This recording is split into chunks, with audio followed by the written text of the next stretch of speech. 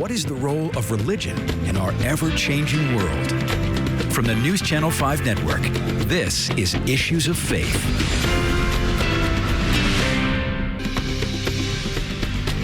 Welcome, everyone, to Issues of Faith. So glad you are with us. We are talking a fascinating topic tonight, the urgency of now, studying nonviolent movements in the midst of the current political climate. And what is the responsibility of people of faith in this current environment? Happy to have with us as our guest Dr. Phillis Sheppard. She is director of the James Lawson Institute for Research and Study of Nonviolent Movements. That's at Vanderbilt Divinity School. Dr. Sheppard, thank you for being here.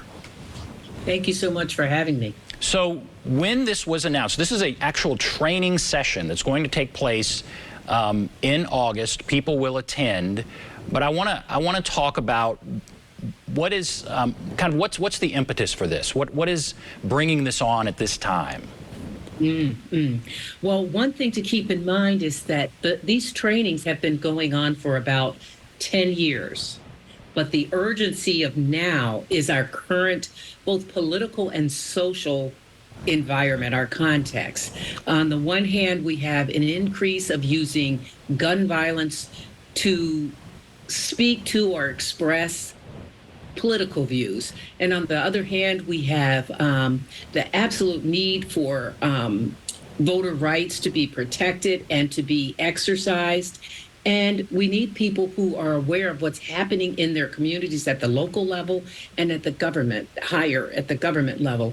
So it takes strategic action to bring about the kind of changes, particularly sustained changes. And so this training that's going on introduces participants to not only the theory of nonviolent social action, but the history, the long history of nonviolent responses, and then continuous practice around what do you do if you're involved in an action and someone's right in your face. I mean, we've seen pictures from the 1960s and 50s civil rights movement, but this is an integrated program so that people who are already activists, already in the work, can get a deeper understanding of what they're doing, how to do it, and how to do it collectively across the many issues that we're facing: economic, labor, housing, education, all of those. What do you think the role is for people of faith?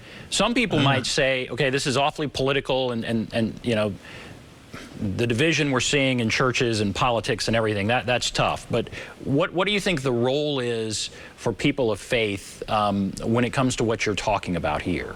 You know, I think that if you look at the history of nonviolent movements, what you see is a good many people of faith engaging in social direct action as an expression of their faith. And as an expression of their spirituality, because their commitment is to human dignity, human agency. And for most people who are engaged in this work, they have no choice but to do it as an expression of their faith. And certainly if we look at the many texts that people use to guide their lives from a faith perspective, we see plenty of opportunities for their faith teachings to support them and sustain them in the work. This is an actual training that's going to take place August 10th through the 14th. Who will attend? You said it's been going on for 10 years, but do you expect more people this year? How many people do you expect? And who exactly attends? Is it pastors or who attends? So the people who attend it's a select group because you can only have so many. So there will be 30 people participating. These will all be activists from different areas of activism. And yes, I could imagine that some will be pastors, many will not be pastors. Many will work for nonprofits or they'll be part of organizing groups. It will be diverse in terms of age, race, ethnicity, gender, sexuality, and the areas that folks focus on. And I think probably the numbers are about where they usually are, only because time, space, and the pedagogical way in which this is taught means you can't have 100 people in that space. You have to limit it. And that requires a selection process. People apply and they're accepted to attend. Here this year, as you mentioned, it's being hosted by Vanderbilt Divinity School and co-sponsored by the Divinity School, the Institute, James Lawson Institute for the Research and Study of Nonviolence. But the third party is the group that actually does the training, which is called the James Lawson Institute. And what that means is when they come in and do a training, they call that an institute. And these folks have been working together over 10 years doing this training with different groups. James Lawson, of course, he is the well-known civil rights leader who led many of the sit-ins here in Nashville, and very well-known. There's a picture of him. And so that's, I guess you could explain more about his history than I could, but I guess let's talk a little bit about James Lawson and his legacy and how it's kind of coming through to today. What about James Lawson? I think what's important, I mean, most people know that James Lawson was encouraged by Martin Luther King to move to Nashville because to help with organizing and training folks who wanted to combat racism the way it was expressed at countertops, that Black folks could not come. They could spend their money in stores but couldn't come through the front door, all kinds of dehumanizing policies. And so he came here, he enrolled at the Divinity School while he was also training folks. And you know the story. He was expelled from Vanderbilt because of his activism, because of him trying to desegregate downtown Nashville. And he continued to train. He eventually, as you know, Vanderbilt, after I would say about 20 years, there was rapprochement, and they began to talk about what had happened. And over the years, several things happened. One is that a chair was named in his honor. There's a scholarship in his honor, and now the Institute for the Research and Study of Nonviolent Movements.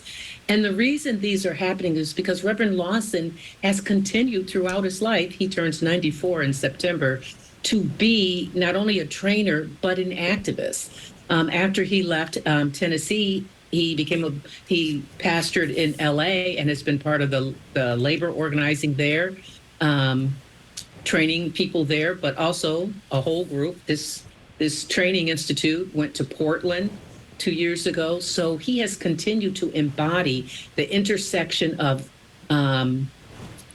social action for change and his, not only his faith, but his vocational calling as an ordained United Methodist minister. And what are you envisioning? Is it people come out? Are we talking about the same kinds of protests we saw in the civil rights era? Or are we talking about different stuff? Or what are you envisioning here? Well, it's interesting. One thing I would say is that when we think about the civil rights movement, we often think about what we saw on TV. But part of what this training helps people realize is before you ever do an action like that, you have a period of preparation where you really focus in on the issues, not just based on, I think this ought to be the issue, but collectively coming to that. So I want to stress that. And I think nonviolent social movements take place in a variety of ways. Yes, they can happen on the street. And of course, that's when you're bodily exposed to those who are opposed to you. But there are also strategic actions where people collectively decide to make a decision, one, about where you spend your money. So that happened in the 60s, the 70s, and that happens now. It really has to do with being strategic in how you decide to pursue a stated aim. Okay, but that's certainly. Yeah, and so Go ahead. I like the examples you just gave, because when I think of it, I do think of the civil rights era, and the sit-ins at countertops and that kind of thing. And I think it's maybe different now. What you're saying is there are different aspects to this. And so when we talk about, for people who hear a nonviolent movement or this kind of training, what else might be out there? What would be some other outcomes? And maybe you mentioned a couple as far as where you spend your money, but what are some other outcomes that might come from this?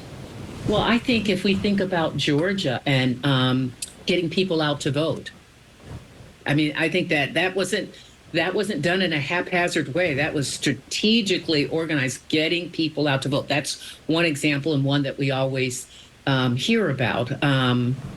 I think another example is this is for groups that you've probably seen groups who use art and social activism. Like they'll go into a museum and strategically do I'll say a performance that has a goal of bringing attention to an issue that should be paid attention to.